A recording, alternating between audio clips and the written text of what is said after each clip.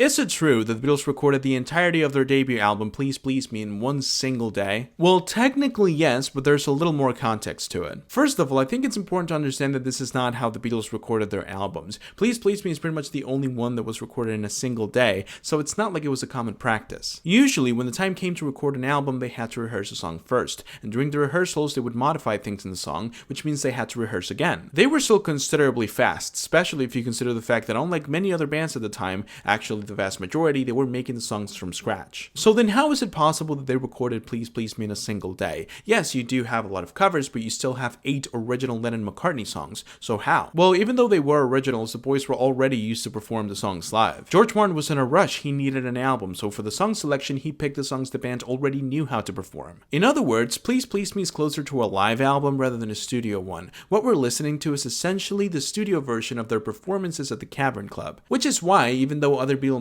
albums like A Hard Day's Night, Beatles for Sale, With the Beatles follow a similar songwriting pattern, this one feels so unique. And you want to know a little fun fact that makes this whole thing even more impressive and interesting? On the day of the recording, John Lennon was sick. He had a cold and he still managed to go through 11 hours of recording. So yeah, the Beatles did in fact record a whole album in one single day, but they had already played the songs in their live performances over and over again, so it's not like they didn't practice beforehand.